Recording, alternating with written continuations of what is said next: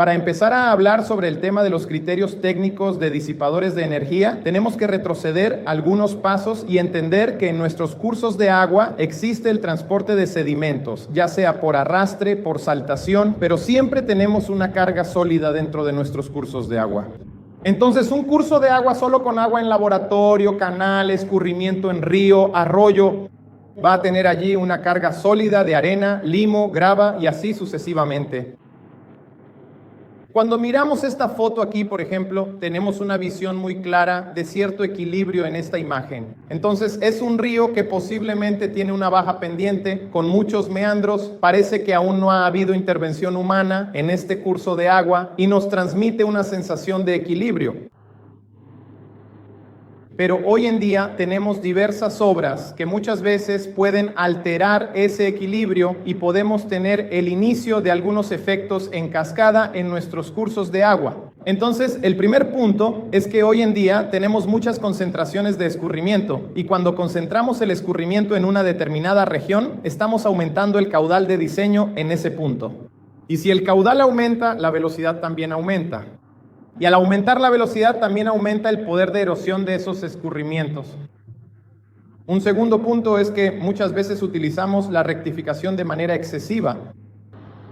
Entonces, hasta hace unas décadas, la idea de trabajar solo con rectificaciones parecía la solución mágica. Se toma el problema de aquí, se lo lleva aguas abajo y está resuelto. Pero empezamos a darnos cuenta de que no es tan simple. En realidad, esa solución mágica es un tiro en el pie. Porque al rectificar todos los cursos de agua, estamos acelerando el escurrimiento en nuestra cuenca. Al acelerar el escurrimiento, reducimos el tiempo de concentración. Al reducir el tiempo de concentración, aumentamos el caudal pico. Entonces, lo que se suponía que era una solución empieza a convertirse quizás en un problema aún mayor. Tercer punto, que es justamente la reducción del tiempo de concentración con el aumento del caudal pico. Si tenemos más caudal, tenemos más velocidad, y si tenemos más velocidad, también tenemos un mayor potencial erosivo. Entonces, es un efecto en cascada. Comienza con una pequeña alteración que puede tener un impacto mayor en nuestras obras o en nuestros centros urbanos. Entonces, como comenté, presenté dos visiones muy prácticas sobre el drenaje. La visión antigua era, toma el agua de aquí, mándala aguas abajo y deshazte de ese problema. Así que escurre todo hacia aguas abajo y te libras de ese problema. Esa visión obviamente fue quedando obsoleta y hoy en día la visión es un poco más completa, donde debemos retener el volumen de agua. Amortiguar ese volumen de agua, infiltrar ese volumen de agua y lo que sea excedente, obviamente lo vamos a drenar hacia aguas abajo. Pero no se trata simplemente de pasarle el problema al vecino aguas abajo. Y con esto, gente, con esta inestabilidad en el drenaje, empezamos a tener problemas de erosión. Y cuando hablamos de erosión, aquí tenemos un ábaco, ¿no? Que nos limita la velocidad crítica de un tipo de suelo que posee una parte cohesiva cuando empieza a sufrir esa erosión. Entonces aquí, por ejemplo, tenemos este ábaco aquí a la izquierda, donde en el eje horizontal tenemos el caudal admisible del suelo. En el eje vertical del lado derecho tenemos el índice de compactación de ese suelo y tenemos 4 curvas en ese ábaco. Observa que todas las curvas son suelos cohesivos, tienen una parte de cohesión. Entonces aquí tenemos arcilla arenosa, suelo muy arcilloso, arcilla y suelo poco arcilloso, pero todas las curvas presentan una presencia de arcilla de cohesión. Así que si miramos allí en el nivel compacto, al lado derecho, y vamos hasta nuestra curva de arcilla y proyectamos hacia abajo en el gráfico, vamos a determinar cuál es la velocidad crítica de ese material, es decir, cuándo comienza a sufrir erosión. Empieza a pasar agua, el suelo está ahí quietecito. Si esa agua aumenta la velocidad del escurrimiento, comienza a transportar esa partícula aguas abajo. Y en el lugar donde estaba esa partícula, que ahora ya no está porque fue transportada, se inicia un proceso de erosión. Allí, en el lado derecho, hay otra ecuación de Shem, que está más orientada a materiales granulares, es decir, sin la presencia de cohesión. Es una arena, una gravilla, una piedra pequeña, entonces está más orientada a este tipo de material, donde se trabaja únicamente con el diámetro medio de la partícula que tenemos allí en el lecho. Así que tanto el ábaco de la izquierda como la ecuación de la derecha se utilizan comúnmente para determinar la velocidad crítica del suelo, tanto en suelos cohesivos como en suelos granulares. Y la velocidad crítica es cuando comienza a haber un movimiento de la partícula. Entonces se inicia la erosión de esa capa de suelo. Aquí tenemos otra ecuación también de Sousa de 2011 que correlaciona la velocidad crítica del flujo, que es el BCR. Luego tenemos el peso específico del material del lecho, el peso específico del agua, el diámetro medio del material del lecho y la altura del flujo. Entonces, si investigamos en la literatura, posiblemente encontraremos varios conjuntos de ecuaciones, ábacos o tablas que nos orienten sobre estas velocidades, los límites de cada material. ¿Puedes reproducir el video aquí, por favor? Es un pequeño video solo mostrando el inicio de un proceso de erosión en una capa de arena. La arena, que es un material muy frágil, muy erosionable, velocidades bajas, incluso pocas, ya son capaces de transportar arena. Entonces, si tenemos una capa de arena muy suelta y vamos a colocar un drenaje en esa capa, posiblemente esa arena será arrastrada. Diferente de una arcilla rígida que ya tiene un nivel de resistencia mayor a la velocidad. Todo esto que hemos visto hasta este momento personal gira en torno a las velocidades. Velocidad crítica, material cohesivo, sin cohesión, velocidad crítica. Entonces, en términos de velocidad, existe otro criterio que fue desarrollado por Lancaster que se llama tensión de arrastre. Y este criterio también puede aplicarse a los hidrochorros. Entonces, aquí, por ejemplo, tenemos una figura simulando un flujo y la ecuación de la tensión de arrastre. ¿Qué sería la tensión de arrastre? Esa fuerza que el agua ejerce para empujar la partícula aguas abajo. Entonces, la tensión de arrastre actuante es la fuerza que el agua está ejerciendo. La tensión de arrastre admisible es lo que ese material soporta para no ser erosionado. Entonces, tenemos esos dos lados de la balanza.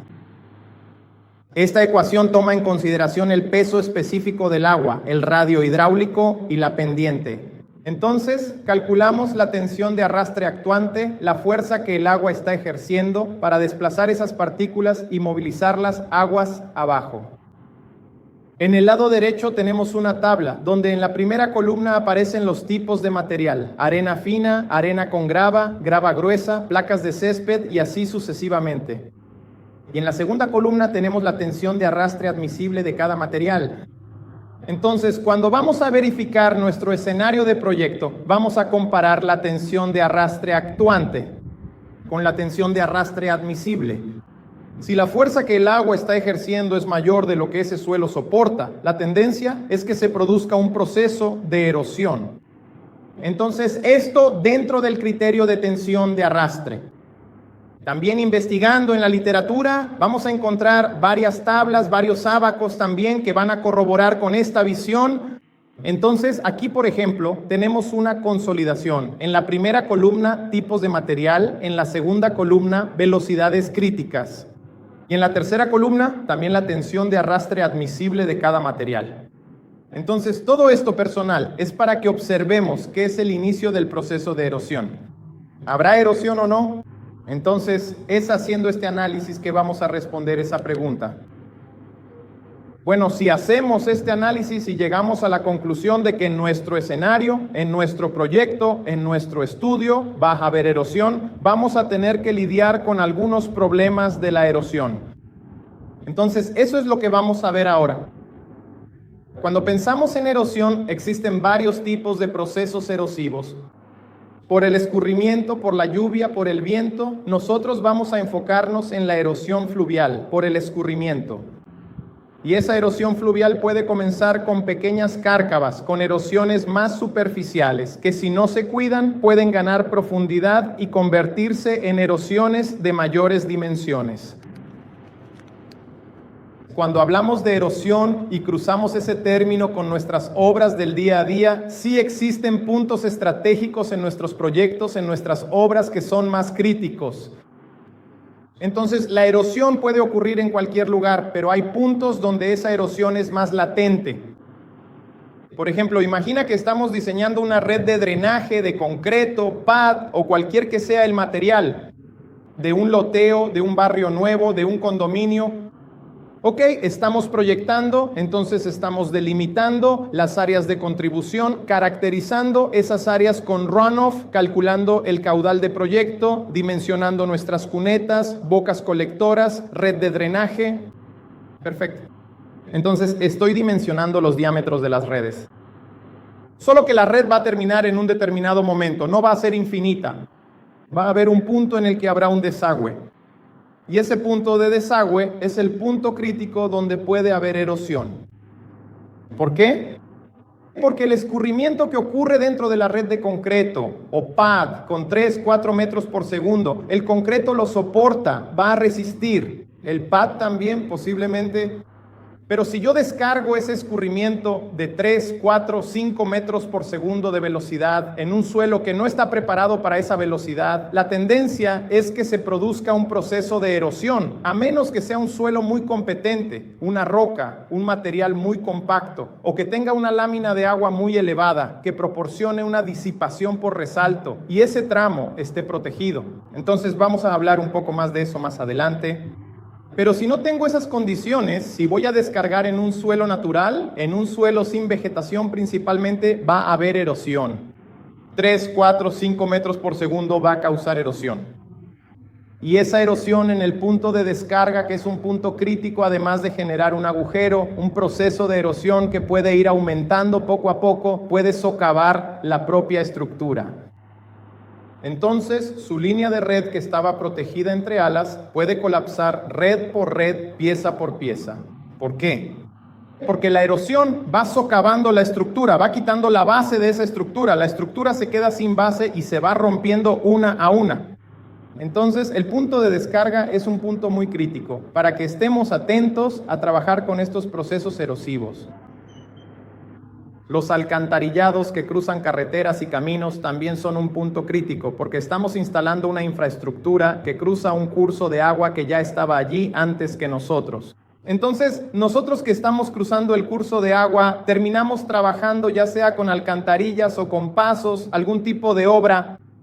Normalmente cuando trabajamos con alcantarillas tenemos una concentración, una contracción de la lámina de agua, porque imagina, viene un curso de agua libre, una sección libre con una lámina de agua, y cuando llega a la alcantarilla, los hilos de agua tienen que pasar por dentro de esas galerías, entonces hay una contracción de esa lámina. Aguas abajo, posiblemente tenemos una velocidad un poco mayor debido a esa contracción. Y si aguas abajo tenemos más velocidad. Más velocidad significa más poder de erosión. Si tengo más poder de erosión, obviamente tengo más riesgo de erosión. Entonces, en la salida de un alcantarillado, si no tratamos adecuadamente esa salida, revisando el tipo de material que hay allí, el nivel de velocidad con el que voy a descargar en ese punto, con esa contracción de la lámina, ¿qué puedo tener? Erosión. Si tengo erosión en la base de un terraplén de alcantarilla, va a socavar ese terraplén poco a poco y puede romperlo, como se muestra en esta imagen aquí y en tantas otras.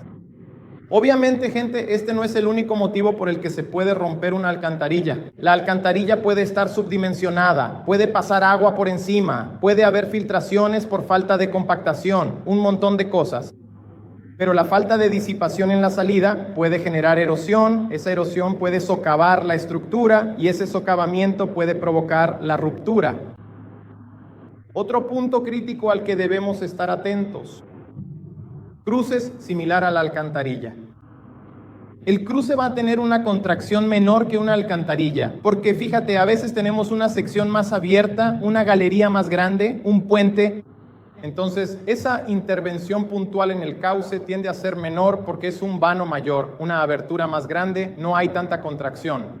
Pero aún así va a haber una contracción. Si tengo un cauce natural y llega a un tramo donde hay una transición, una singularidad, va a haber algún tipo de contracción. A la salida de esa contracción, de este flujo aquí confinado, podemos tener ese aumento de velocidad y, si no se tiene cuidado, también puede haber erosión aguas abajo. Las cárcavas son un problema muy crítico en varias ciudades. Yo soy de São Paulo. Creo que hace unos 3 años visité una cárcava allá en Vargem Grande do Sul, si no me equivoco, en São Paulo. Y era un agujero de unos 30 metros de profundidad. Te acercabas al borde del agujero y parecía que te ibas a caer. Era muy profundo. Y comenzó con un problema de erosión al que nadie le fue prestando atención. En poco tiempo se abrió un cráter cerca de un barrio residencial de la ciudad. Entonces, de vez en cuando terminamos encontrando problemas como este, que ya es un nivel bastante avanzado de un proceso erosivo. Bueno, entonces, recapitulando, vimos un poco los conceptos de transporte de sedimentos, revisar la velocidad crítica, la tensión de arrastre, el inicio de la erosión. Si ocurre erosión, ¿cuáles son los puntos a los que debemos prestar más atención? ¿Dónde pueden estar los mayores problemas? ¿Ok? Y ahora vamos a entrar un poco en las soluciones. Entonces, si tenemos este problema a la vista, ya tenemos que proponer soluciones, ¿correcto? O si el problema ya ocurrió, ¿verdad? Entonces, también tenemos que proponer la solución. Entonces, en términos de soluciones, se habla mucho sobre disipadores de energía, que son muy relevantes en este caso. ¿Por qué? Porque si tengo un escurrimiento con mucha energía, con mucha velocidad, y pongo esa lámina de agua en contacto con el suelo desprotegido, lo más probable es que ocurra un proceso erosivo, como ya vimos. Ahora, si disipo la energía de ese escurrimiento, transformando esa velocidad, que es bastante alta, en una velocidad más controlada, un flujo supercrítico, con número de fraude mayor que 1, en un flujo subcrítico, con número de fraude menor que 1, y entrego ese escurrimiento más controlado a mi curso de agua natural, a mi cauce, ¿qué es lo que estoy haciendo? Estoy reduciendo las posibilidades de tener problemas de erosión. O estoy mitigando o reduciendo o eliminando los riesgos de erosión. Entonces, estas soluciones están pensadas para ser aplicadas en ese sentido. Aquí tenemos una imagen de la aplicación de una manta de enrocado y en los laterales hay una solución de suelo envuelto que se realiza con una compactación del suelo, con una biomanta en la superficie, que es esa vegetación, una solución para integrarse con ese entorno y una manta de enrocado en la base, en la salida de esas dos galerías. Veremos que existen varios tipos de disipadores de energía. Aquí existe la manta de enrocado, la balsa de enrocado, la balsa de impacto y un montón más que vamos a ver aquí. Entonces, cuando sabemos que hay varios tipos de disipadores de energía, ya les dejo una pregunta. ¿Qué disipador usar? Porque piensen, tengo 30 disipadores de energía y estoy proyectando aquí una salida de red, ¿de acuerdo? Entonces, ¿qué disipador uso? ¿Cuál de los 30 uso? Entonces, este es un punto para que pensemos y reflexionemos. Esto, gente, en el drenaje termina ocurriendo en varias etapas del proyecto. Desde la etapa inicial, pensemos en hidrología, el tiempo de concentración de la cuenca, el tiempo que toda la cuenca tarda en contribuir al exutorio. El tiempo de concentración tiene más de 60 ecuaciones. 60 ecuaciones. Entonces voy a empezar el proyecto. Llegué al tiempo de concentración, tengo que calcular el tiempo de concentración. ¿Qué ecuación elijo? Hay 60. Entonces entramos en un criterio que se conoce como rango de validación. ¿Qué es el rango de validación?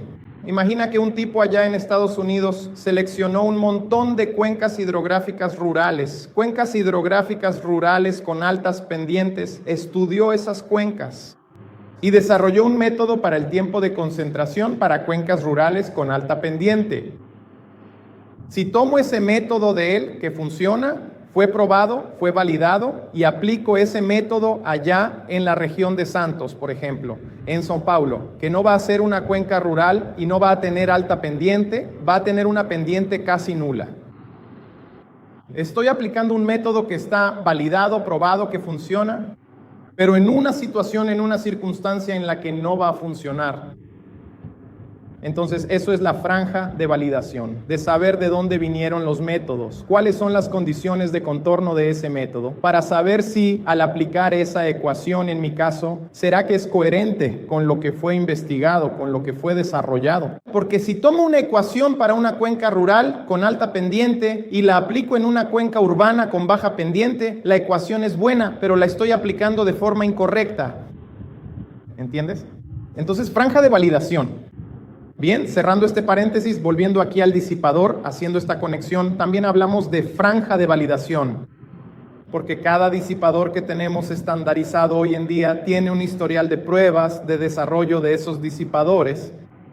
Y obviamente, la persona que fue a estudiar el disipador no pudo probar todos los escenarios posibles del mundo. Él probó una fracción de los escenarios. Entonces, si voy a elegir ese disipador, necesito saber cuáles son los escenarios que él probó y si ese escenario funciona para mi proyecto en cuestión. Entonces, ese es el cuestionamiento que tenemos que empezar a hacernos para elegir la ecuación de tiempo de concentración, el disipador de energía y varias etapas que tenemos en el diseño. Bueno, por ejemplo, existen disipadores de energía que funcionan mediante resalto hidráulico. Entonces, ¿qué es el resalto hidráulico? Es un encuentro, un flujo supercrítico, con número de fraude mayor que 1, con un flujo subcrítico, con número de fraude menor que 1. Si logro conectar estos dos flujos, se formará un resalto hidráulico, como tenemos aquí en este esquema gráfico. Ahora te pregunto, imagina que van a diseñar aquí un sistema de drenaje y la salida del drenaje necesita un disipador de energía. ¿De acuerdo? Entonces constaté que el tipo de suelo, la velocidad y demás no van a funcionar bien. Vamos a diseñar un disipador de energía. ¿De acuerdo? Este disipador de energía, ustedes empiezan a diseñar un disipador de resalto hidráulico como este esquema aquí. Pero entonces revisan allí en la región, en el área, que no hay lámina de agua aguas abajo. Es una zona extendida, un rincón extendido. No hay un curso de agua conectado directamente con esa salida. Es un punto más aislado. No hay una lámina de agua aguas abajo. Si no tienes una lámina de agua aguas abajo, no va a haber resalto. ¿Por qué? El resalto es el encuentro del flujo supercrítico con el flujo subcrítico. Entonces, tiene que haber un flujo subcrítico creado allí aguas abajo para que yo tenga el resalto. Si no lo tengo, no van a haber resalto. Podemos darnos cuenta de esto mejor cuando hacemos algún tipo de modelado. Nosotros probamos esto. Entonces, colocas allí un control aguas abajo, una lámina fija aguas abajo, ya sea un canal, un curso de agua, un embalse, lo que sea, y cuando lo haces sin la lámina aguas abajo, si lo hago sin la lámina, el flujo que viene de una escalera, que viene de una cuenca, que viene de cualquier disipador, simplemente se va sin siquiera notarlo. Es como si casi no disipara. Pero si coloco una lámina, entonces se va a formar un resalto y voy a tener la disipación. Así que ese detalle que parece tonto, en realidad hace toda la diferencia. Porque los disipadores que funcionan por resalto solo van a funcionar cuando ocurra el resalto. Es obvio, pero si no tengo la lámina no habrá resalto. Entonces, ese es uno de los puntos. Cuando miramos los tipos de disipadores, y como comenté, hay varios, así que hay un montón de disipadores por ahí. Cada año que pasa van surgiendo nuevos disipadores y pruebas y tal, cosas nuevas y todo eso. Claro que hay un conjunto de disipadores que ya están más consolidados, que ya han sido más probados, tienen ensayos de laboratorio, ensayos en campo y todo eso. Y hay disipadores que están en fase de prueba, digámoslo así. Entonces no se pueden utilizar, no se puede replicar eso, todavía está en la fase alfa o beta de la cosa. Así que existen algunos aquí: cara de mar, tapete de enrocado, balsa, gavión con escalera disipadora de impacto, SAF, balsa por caída, rampa con bloques, el SBR tipo 1, 2, 3, 4, un montón de SBR. Entonces hay varios tipos de disipadores, como comenté hace algunos minutos. Y ahora empezamos a entrar en la cuestión de cómo seleccionar el disipador de energía. Así que, recapitulando rápidamente: concepto de transporte de sedimentos, verificar la velocidad crítica, tensión de arrastre, si habrá problemas de erosión, el inicio de la erosión. Estamos viendo que hay varias soluciones de disipadores de energía, pero ¿cómo seleccionarlas? Ese es el punto. Para seleccionar soluciones necesitamos tener un conjunto de datos en mano. Necesitamos estudiar nuestro caso, nuestro proyecto en específico. ¿Cómo se caracteriza nuestro proyecto, el proyecto de ustedes? ¿Es un loteo? ¿Es una zona urbana? ¿Una zona rural? ¿Es una galería que está saliendo? ¿Es una red de pad de concreto? ¿Va a conectar con el curso de agua? ¿No va a conectar? ¿Es un dispersor? Entonces, esa caracterización del escenario. Entonces, algunas informaciones importantes que es bueno que tengan a mano cuando vayan a elegir un disipador de energía, en caso de que quieran seguir esta metodología que les voy a presentar. 5 pasos. Primero, ubicación del disipador y geometría. ¿Es el disipador que está en medio del escurrimiento o es el disipador que está al final del escurrimiento? Ejemplo. Una escalera disipadora está en medio del escurrimiento. El escurrimiento está siendo conducido por la escalera disipadora. Una rampa de bloques está en medio del escurrimiento. Una poza, el SBR tipo 3, está al final del escurrimiento. Entonces, la ubicación del disipador, la geometría de mi drenaje que va a desembocar en ese disipador, si es una red cuadrada, si es una sección cuadrada, si es una red circular. ¿Por qué? Porque cada uno de los disipadores aquí está limitado por sus respectivas franjas de validación. Entonces, hay disipadores que solo han sido probados para la red circular. Entonces, si yo tomo y aplico en una sección cuadrada, saliendo un poco del método, entonces hay que estar atento a eso. Segundo punto, el número de fraude del flujo. Cuando hablamos del número de fraude, es el fraude que va a desembocar en mi disipador. Solemos decir que es el FRAUD 1, el FTR1. Entonces, recordando la ecuación de FRAUD, velocidad dividida por la raíz de G, I, aceleración de la gravedad, lámina de agua. Entonces, el FRAUD, fraude por encima de 1, flujo supercrítico, FRAUD por debajo de 1, flujo subcrítico. Para fraude igual a 1, flujo crítico. Entonces, cuando tenemos un vertedero, por ejemplo, una solera, donde esa lámina viene más tranquila y luego acelera para verter, pasar por encima de la solera, ahí se forma una lámina crítica.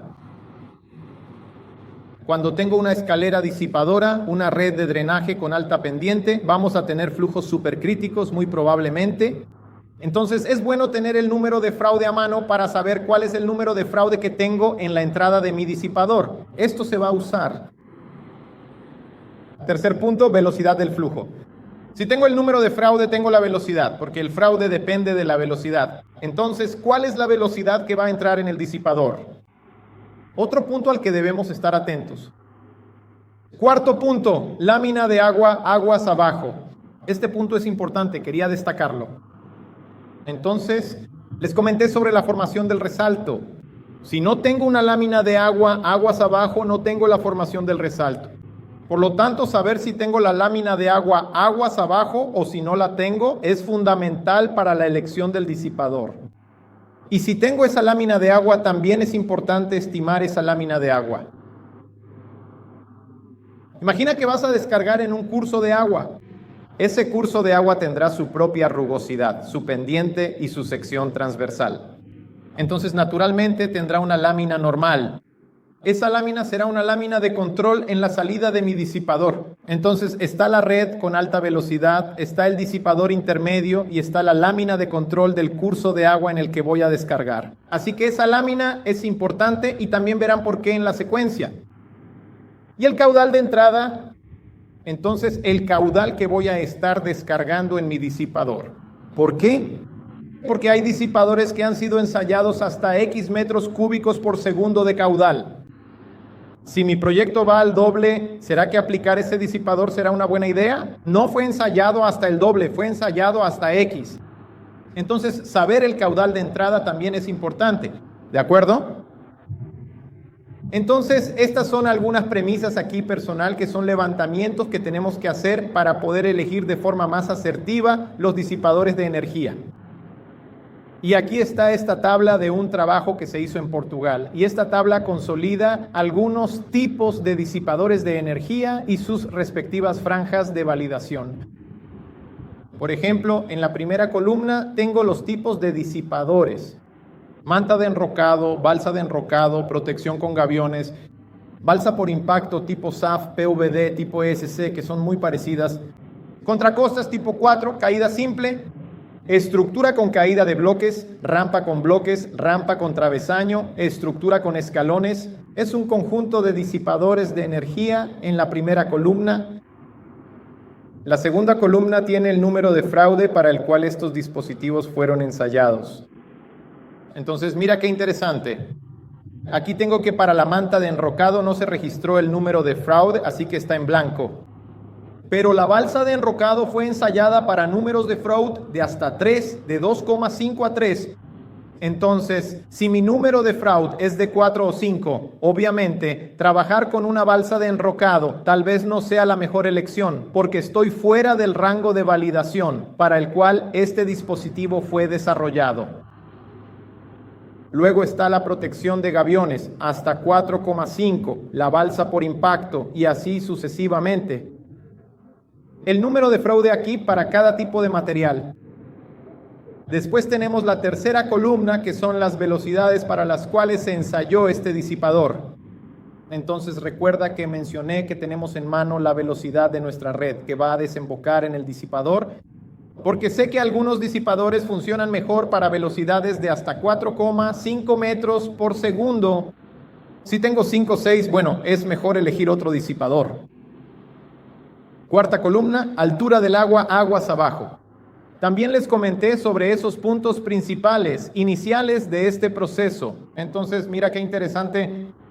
Existen disipadores que van a trabajar con el resalto hidráulico, disipadores que van a trabajar por impacto, disipadores que van a trabajar por rugosidad.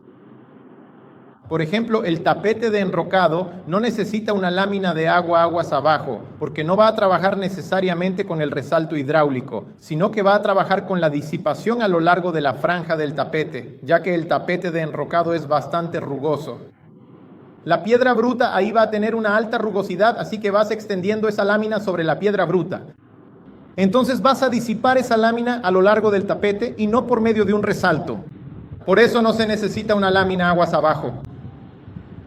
A diferencia de otras estructuras como la balsa PWD, la balsa WES o incluso una caída simple, entonces existen otros dispositivos que sí necesitan tener la lámina aguas abajo para la formación del resalto, porque estos dispositivos van a disipar la energía a través del resalto hidráulico. Entonces, para estos dispositivos tengo que tener una lámina aguas abajo. Así que empezamos a ver un poco estas distinciones. Entonces, la primera, la segunda, la tercera, la cuarta, la quinta columna pH. Ese pH espacio hidráulico, allá en Portugal lo llaman así, pero es nuestra red, lo que está aguas arriba, la sección de aguas arriba. Entonces, la manta de enrocado está indicada para diámetros de hasta 1,5 metros. La poza de impacto, ahí ya se puede trabajar con sección circular o cuadrada. Y así sigue. Entonces, esta es la secuencia de las opciones. Luego está la sexta columna, que es la columna de caudal. Caudal de proyecto o caudal unitario, que es el caudal de proyecto dividido por el ancho del dispositivo aguas arriba. Entonces, observa que la poza de impacto está indicada para caudales de hasta 11 metros cúbicos por segundo. La poza tipo SAF también cerca de 11,3, ya la rampa con bloques es menor que 5,6 metros cúbicos por segundo por metro, ya es un caudal unitario. Entonces existen algunas restricciones en los ensayos también relacionadas con los caudales de cada dispositivo. Después tenemos la ubicación de estos dispositivos, es decir, comenté si está a lo largo del tramo, si está aguas abajo del tramo. Y por último, hay observaciones complementarias y demás que son muy específicas de cada dispositivo. Por ejemplo, hay un tipo de disipador de energía que es una rampa con travesaños. Entonces es un canal con una pendiente X que tiene unas vigas transversales a lo largo del canal para generar una macro rugosidad, que es un término discutible, pero entonces genera ese efecto entre esas vigas transversales. Para que esto funcione bien, tiene que haber al menos 3 líneas de travesaños. Colocar solo una línea no tiene ningún efecto. Entonces, existen algunas especificidades de cada disipador que están en esa columna de observaciones. Entonces, gente, cuando miramos una tabla como esta, que ya está más resumida, empezamos a abrir nuestra mirada para la siguiente cuestión. Mira, voy a tener un problema de erosión, entonces necesito un disipador. Tengo 30 opciones de disipador. ¿Cuál elijo? Déjame ver el rango de validación de cada uno para ver cuál se ajusta mejor a mi proyecto. Entonces, esa es la visión que quería provocar en ustedes también esta tarde. Así que vamos a ver aquí un paso a paso de este proceso de forma un poco más detallada. El primer paso, el levantamiento de aquellos datos que vimos al principio. Entonces, ¿qué datos podemos tener a mano aquí? A montante estamos mirando aguas arriba del disipador. Caudal, tipo de régimen de flujo, altura de la lámina de agua, velocidad, dimensiones, rugosidad, inclinación del tramo, aguas arriba y frente. Todo eso, si hiciste el proyecto, lo vas a tener aquí. ¿Diseñaste la red que va a desembocar? Entonces, tienes la pendiente de la red, tienes el diámetro, tienes el caudal, tienes todo esto aquí. ¿Cierto? Si es un canal, también lo tienes. Ayudante, sección transversal, tipo de suelo, pendiente, altura de la lámina de agua. Tal vez aquí no lo tengas tan a la mano, ¿verdad?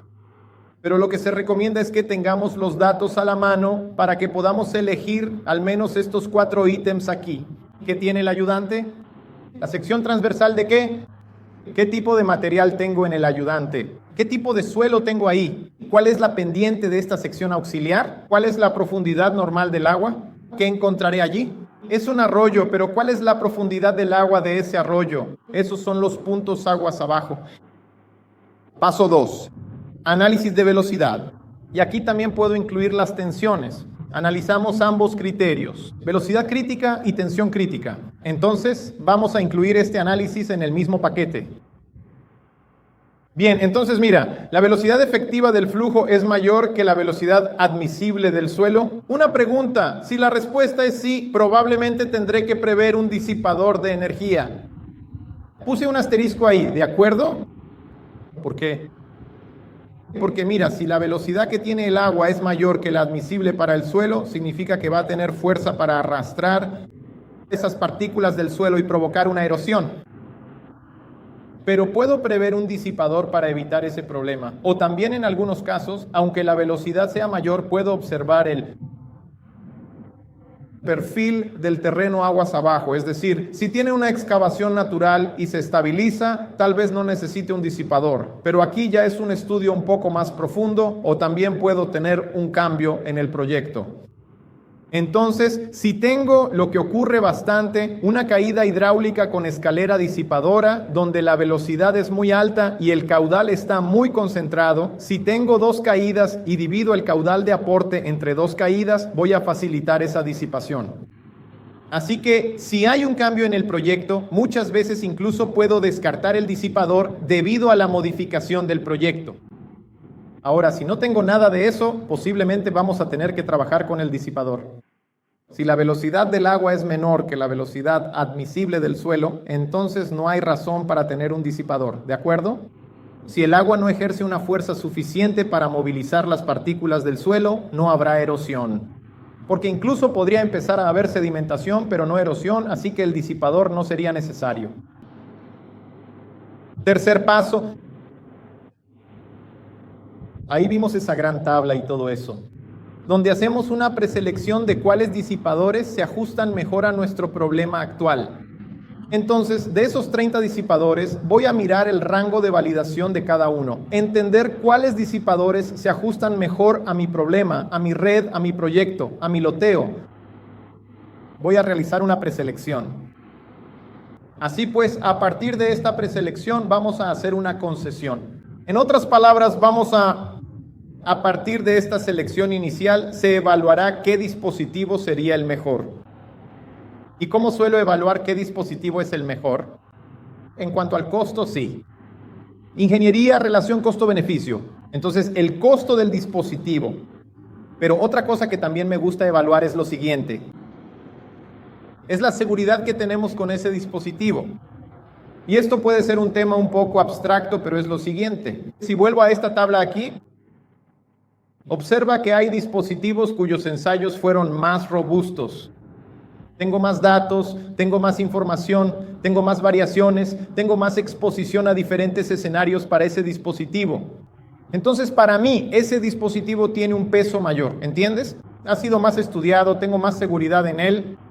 Otros dispositivos que también fueron estudiados, pero tal vez no con el mismo rigor o quizás no con la misma profundidad. Entonces, para mí, eso tiene un peso ahí. No puedes elegir.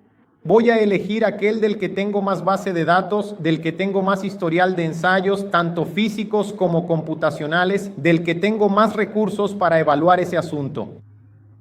Entonces ahí entra tanto la parte de antecedentes aquí del estudio que se desarrolló, si es más robusto o menos robusto, la seguridad que tengo en ese dispositivo y el costo también, obviamente. Bien, avanzando aquí, mira esto.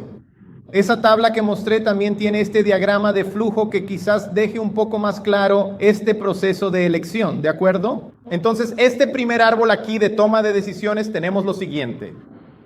Localizador, ubicación del disipador. Primero, ¿está aguas abajo de canales de drenaje o es para superar desniveles? ¿Cuántas veces vamos a tener un punto final de la red de drenaje donde habrá un gran talud, donde habrá un tramo inclinado? Y si dejo salir ese caudal en ese talud, la velocidad aumentará a lo largo del talud y puede comenzar a generar un proceso de erosión en esa salida. Entonces, ¿no sería mejor tal vez hacer una escalera disipadora y conectar la salida de la red a un punto más controlado y conducir ese flujo disipando parcialmente ese caudal? Quizás sea prudente. Entonces, ¿es para superar desniveles? Entonces, para superar desniveles hay un conjunto de disipadores. Entonces, cuenca tipo SAF, cuenca USBR tipo 4, caída simple, caída con bloques, rampa con traviesas, que es lo que les comenté, y estructuras integrales, que básicamente es la escalera disipadora. En la parte superior, aguas abajo de los canales de drenaje, salida de pasos hidráulicos, ya sea cerrados o canales a cielo abierto. Entonces, pasos hidráulicos, tapete, protección con gaviones, cuenca de enrocado, cuenca de impacto, PVB-US, contra la costa, canales abiertos, cuenca de impacto, disipador también, Farsemar. Segundo árbol de toma de decisiones. Aquí la pregunta es la velocidad que tengo en mi proyecto. ¿Es menor o mayor que 4,5 metros por segundo? Si es menor, es decir, sí, es menor. ¿Voy a tener un paso hidráulico con un diámetro menor de 1,5? Sí. Entonces puedo trabajar con un tapete de enrocado, puedo trabajar con gaviones. Si es mayor que 1,5, entonces el tapete de enrocado ya no será indicado. Entonces será una estructura de gaviones posiblemente si la velocidad es mayor que 4,5, es decir, sigo la línea del no aquí, entonces paso a la segunda pregunta. ¿El fraude es menor o mayor que 3? Si es mayor que 3, la tendencia es que voy a terminar en una cuenca de impacto. Si es menor que 3, entonces tendré otra pregunta. ¿La sección aquí es circular o no? Si es circular, tengo allí otro conjunto de opciones. Y si no es circular, otro conjunto de opciones. Entonces, fíjense que esto se va ramificando y conforme tenemos aquella información inicial que les mencioné, podemos ir encontrando el mejor conjunto de disipadores para nuestro proyecto. Y el tercer y último árbol de decisión ya es de desniveles, es decir, la disipación es gradual, o sea, a lo largo del recorrido como una escalera disipadora que va disipando en cada peldaño, o es puntual como una balsa. Entonces, si es gradual, sí, ahí está el frute menor o mayor que 1 y hay una secuencia de dispositivos. Si no es gradual, si es puntual, tengo todas las balsas ahí arriba, concentradas como dispositivos. Entonces no voy a recorrer todos los caminos con ustedes aquí porque se volvería muy repetitivo, pero creo que ya están captando un poco la idea del camino que se puede seguir. Ahora voy a poner aquí un ejemplo un poco más práctico de una escalera disipadora, que es uno de ese conjunto, todos esos disipadores, donde tenemos algunos puntos específicos. Primero, es la clasificación del régimen de la escalera. Entonces la escalera, no podemos simplemente elegir un modelo de escalera, instalarlo y esperar que funcione. Vamos a necesitar evaluar técnicamente e hidráulicamente la escalera. Y para comenzar este análisis es necesario saber qué tipo de flujo va a haber en esa escalera. Existe un tipo de flujo que se conoce como nape flow, que es el que aparece en la imagen, es decir, el agua va impactando escalón por escalón. Imagina que estás en una escalera disipadora, sueltas una pelotita de tenis ahí y va rebotando en cada escalón. Ese es un régimen nape flow, pero también hay otro régimen. ¿Puedes poner el video para mí, por favor? Ahí también hay una salida de drenaje que está ahí. Esto es un régimen nape flow. ¿Ves que el flujo impacta un escalón y después impacta el siguiente escalón? Entonces es un régimen Nape Flow, ¿cierto? Bien, y también existe el régimen de skimming flow. ¿Qué es el skimming flow? El agua baja casi en diagonal, como si no sintiera esos escalones. Se forma un pseudofondo y se generan unos vórtices en cada escalón que ayudan a disipar. Pero este régimen tiene mucha más energía, como se puede ver en la imagen. Es una tromba de agua que baja en diagonal. Entonces lo primero es, ¿qué tipo de régimen voy a tener en mi proyecto? ¿Naipopo o skimming flow? ¿Por qué? Porque existe una metodología para el Naipopo flow y existe una metodología para el skimming flow. Así que hay que saber hacia dónde voy. Entonces mira esto. Vamos a tomar esta escalera como ejemplo aquí. Aquí hay un PV, la salida de la red con la escalera. Levantamiento de datos, caudal de proyecto, desnivel, inclinación del talud, ancho de la estructura, aguas arriba. Eso lo vamos a tener. Si hiciste el proyecto, tienes eso ahí. Entonces, cuando miramos este escenario, este gráfico de aquí fue sacado del software Cisco, no sé si lo conocen. Es un software desarrollado por la UFMG, con Pimenta W, proyectista. Y aquí hacemos una clasificación del escurrimiento. En el eje vertical tengo una relación de S con la lámina crítica. ¿Qué es S? Es esa altura que está en la flechita roja ahí, la altura del escalón de la escalera. Ese es el S. Y la lámina crítica es esa ecuación para la sección rectangular. Caudal unitario al cuadrado dividido por la gravedad elevada a 1/3, lámina crítica. Entonces tengo esos dos valores fácilmente. Entonces voy a ingresar con algún valor aquí en mi eje y porque tengo esta relación aquí. Y en el eje X horizontal tengo la inclinación de la escalera. La inclinación no la podemos modificar mucho, ¿cierto? Si tengo un talud de 1,5 a 1, ¿por qué voy a poner una escalera de 3 a 1? ¿Hay que rellenar todo para soportar la escalera? No tiene sentido. Si tengo un talud de 2 a 1, ¿por qué voy a poner una escalera de 1 a 1? ¿Hay que hacer un corte grotesco en el talud? No tiene sentido. Entonces, la inclinación va a seguir mucho el terreno para que optimicemos el corte y relleno. Entonces, en el eje horizontal, la inclinación 1,5 a 1, 34 grados, 2 a 1, 27, 1 a 1, 45, 3 a 1, 18 y así sucesivamente. Estas son las relaciones que conocemos. Entonces, cuando hago este análisis para mi escenario del proyecto, voy a tener una intersección de estas dos líneas. Relación S en la hoja crítica y su pendiente de la escalera, un minúsculo punto de intersección.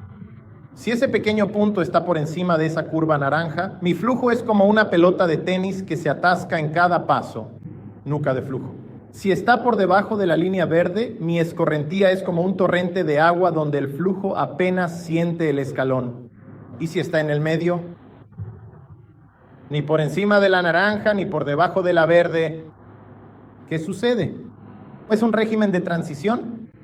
Este régimen de transición es un régimen que no tiene estabilidad hidráulica. A veces se forma un resalto, a veces un vórtice, a veces no se forma nada. Entonces no hay solución hidráulica para este régimen. Si estás diseñando y caes en este régimen, tendrás que rediseñar. Aumentar el ancho de la escalera para entrar en el Nepal Flow o disminuirlo para entrar en el Skimming Flow. O dividir el caudal en dos bajadas, ahí te las arreglas como puedas, pero no hay solución aquí para el régimen de transición. Luego viene la secuencia de los cálculos, que puse algunas ecuaciones aquí, pero no voy a entrar mucho en detalle. ¿Por qué? Porque hay una secuencia de cálculos para el régimen Nepal Flow y otra secuencia para el Skimming Flow. Entonces no puedo calcular la escalera aplicando el método sin saber el régimen de la escalera.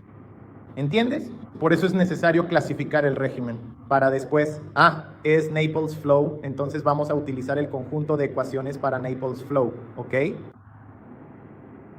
Cuarto paso, es decir, todavía en el tercer paso, para eso está el software Cisco que les comenté, que es un software muy sencillo, muy práctico, muy básico. Cualquiera puede descargarlo. Quien no lo tenga, instalarlo en la computadora, es gratuito, muy simple y ejecuta el cálculo de la escalera disipadora.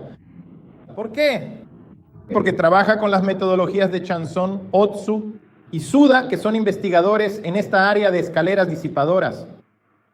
Entonces tomaron la metodología de estos 6 colegas y la pusieron en un software para que lo utilicemos.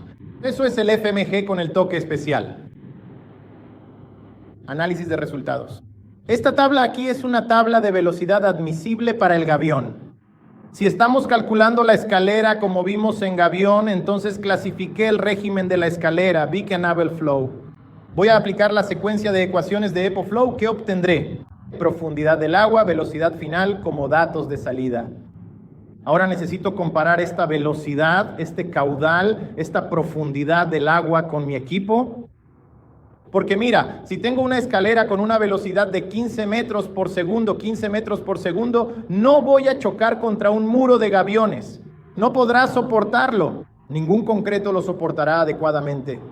Entonces así, necesito saber la velocidad para elegir el material, ¿cierto? Entonces aquí vamos a tener la velocidad que proviene del Cisco, de las metodologías, de la aplicación. Y aquí tengo el valor admisible del material que está tabulado, que también proviene de ensayos, de Macaferri y demás, y que está representado aquí. Entonces, mira, colchón Reno, espesores del colchón Reno, rango granulométrico del relleno del colchón Reno, diámetro medio de la piedra, velocidad crítica para 2 niveles de frute. ¿Qué es la velocidad crítica? ¿Recuerdas al principio de la presentación? ¿Cuándo comienza el movimiento de la partícula de la arena del limo? Aquí es lo mismo. Cuando la piedra comienza a moverse, he superado la velocidad crítica de esa piedra. Y cuando ya está en movimiento, ya es una alerta roja de problema. Entonces, ¿qué tenemos que hacer? Trabajar siempre con velocidades por debajo de la crítica del material para que no haya movimiento de la piedra ni deformación en el material. Y la velocidad límite es aquella, un pequeño margen de seguridad. Se puede trabajar con un poco más de velocidad, pero ya hay deformación, ya hay movimiento en la base. Si es un evento puntual, ocurrió una vez, entonces sí debe ir al proyecto. Se puede hacer una inspección después, ver si todo está bien, algún remiendo y tal. Pero fuera de eso, diseña dentro del límite crítico para evitar problemas de este tipo.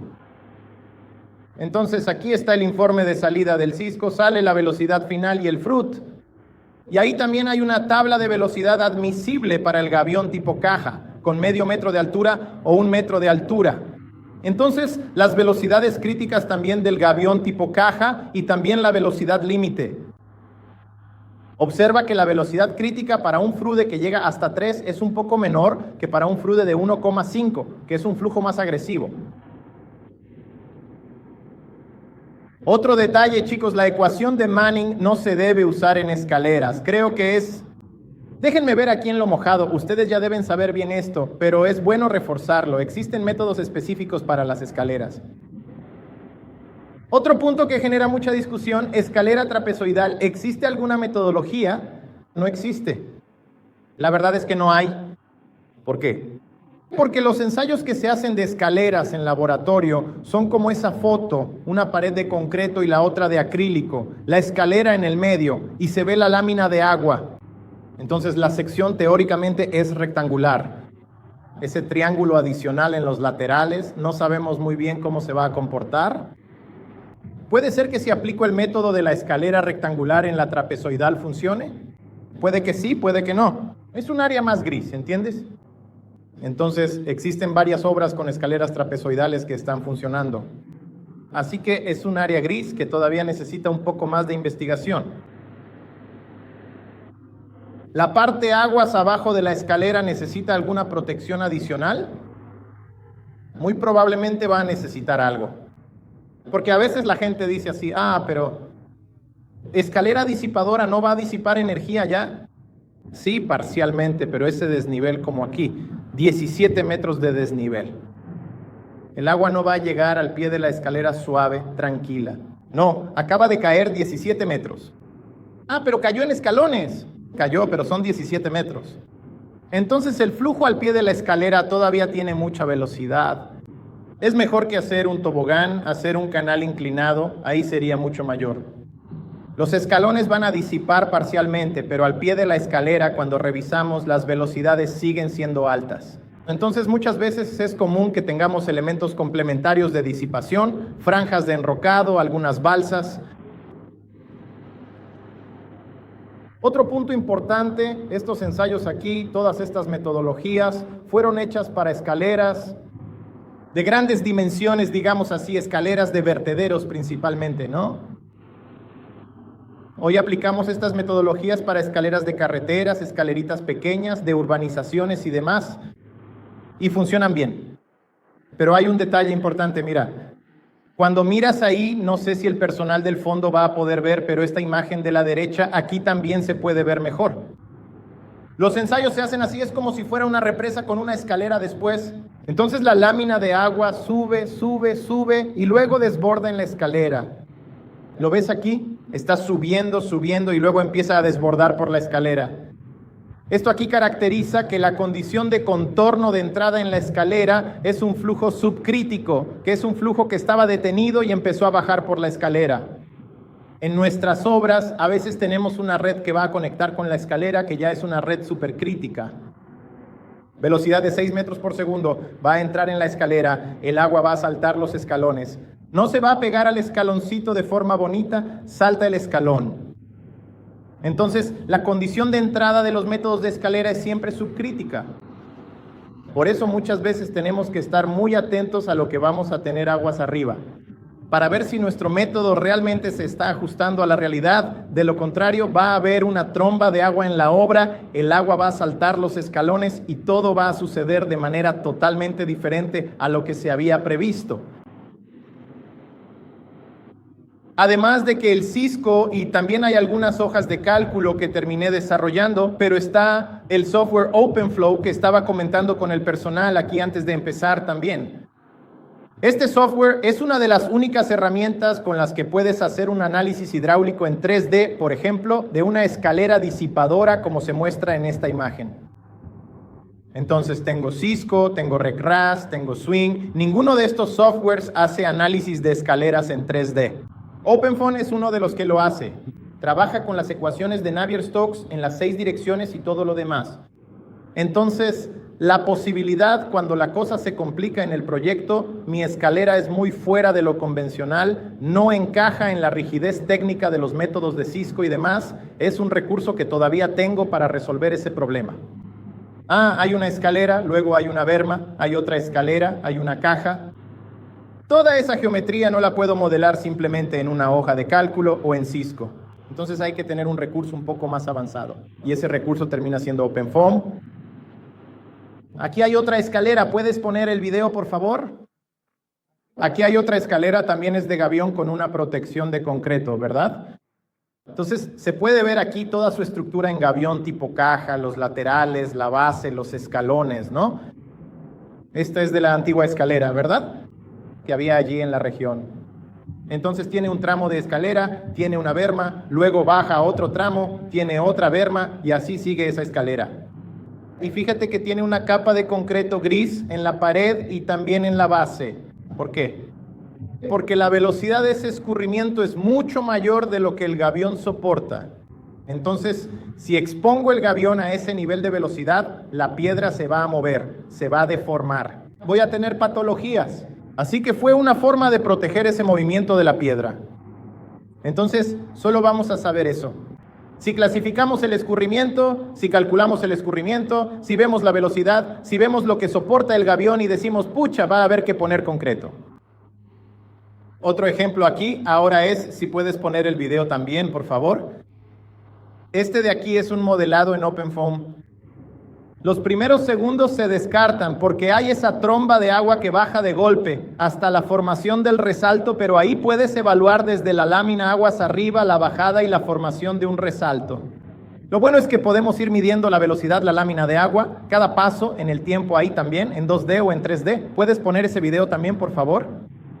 Esto de aquí es otra aplicación también del software que mencioné, del OpenFOAM, aquí para la red de drenaje IPB. Entonces estábamos comentando también con los colegas aquí la dificultad a veces de ver lo que sucede en el IPB. Podemos modelar en 3D, si puedes ponerlo de nuevo solo para que el personal vea, por favor, de la red de drenaje y del IPB. Entonces, esta modelación aquí fue una consultoría que hice para el personal de SUDECAP. Siempre confundo NovaCap con SUDECAP, ¿vale? Entonces, SUDECAP de minas, ¿no? Y entonces ellos tenían un proyecto allí para hacer una prueba de colocar unas placas metálicas en medio del PB. Iban a hacer un riel en los laterales, bajar una placa metálica para hacer micro detenciones en cada PB con una abertura en la base para que pase por dentro. Era una cosa un poco descabellada allí. ¿Y cómo es hacer ese análisis? Tuvo que hacerse dentro de OpenForm. Entonces es otra aplicación. Esta también fue para un proyectista del interior de São Paulo que también tenía un proyecto allá en Minas. Y entonces las galerías cerradas, las cuadradas, ya existían. Así que ya estaba la duela cuadrada, ya estaba la caja y ya estaba la secuencia de la duela. Ellos querían hacer un lateral de la caja saliendo con un túnel liner y hacer esa bifurcación de los caudales, y tenían mucho temor de lo que podría pasar hidrodinámicamente en la caja y principalmente de los chorros de agua que podrían golpear la tapa de la caja y hacer que la tapa saliera volando por los aires. Así que se hizo esta modelación también para identificar los niveles de velocidad, tensión de arrastre, niveles de agua y también la mejor posición de la tapa y demás, que obviamente quedó allí aguas arriba en el lado izquierdo. Aquí también una modelación, si puedes poner eso a rodar también, por favor. Ahí solo para mostrar una aplicación de alcantarilla también que se puede hacer. Entonces, alcantarillas para carreteras, alcantarillas de paso hidráulico propiamente dicho, sección rectangular, circular, puentes, así que es un mar azul de posibilidades también para modelación. Aquí otro ejemplo también de una ruptura de presa con un levantamiento. Esto se hace bastante allá en Minas. Inclusive Café Re también hizo una obra de alineamiento allá en la B5 para Vale, que era similar a esto. Ya había un pequeño dique aguas abajo, se iba a hacer un proceso de desmantelamiento del dique aguas arriba, podría romperse ese asunto, bajaría esa avalancha de agua. Entonces se hizo un alineamiento del dique aguas abajo para que esa lámina fuera contenida. Entonces todo ese impacto hidrodinámico generado en la estructura que tendrá que soportar para que no deslice, no se vuelque y todo lo demás, también puede ser evaluado con estos criterios. Bueno, gente, puse aquí un ejemplo, una hoja de cálculo, pero creo que lo voy a hacer un poco diferente. Después, si Vivi me lo confirma aquí, lo que podemos hacer es poner la hoja de cálculo a disposición de todos. Luego ustedes pueden manipular la hoja de cálculo. Es una hoja de cálculo que armé para la escalera disipadora. Entonces después tomamos la lista y la enviamos a todos. Ahí ustedes la van usando. Nada muy diferente de lo que mostré aquí, solo para que la usen, prueben y demás. Solo para no comprometer mucho nuestro tiempo aquí. Quien es alumno de Sobreaguas de la Poza ya la tiene, déjenme echar un vistazo. Pero quien no la tenga, la vamos a poner a disposición de ustedes entonces. ¿De acuerdo? Dentro de esa hoja de cálculo hay algunas capturas de pantalla aquí que les estoy mostrando.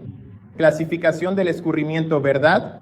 Y después aquí la aplicación de la rutina de cálculo que va a estar todo abierto ahí para que lo vean con más tiempo, ¿de acuerdo?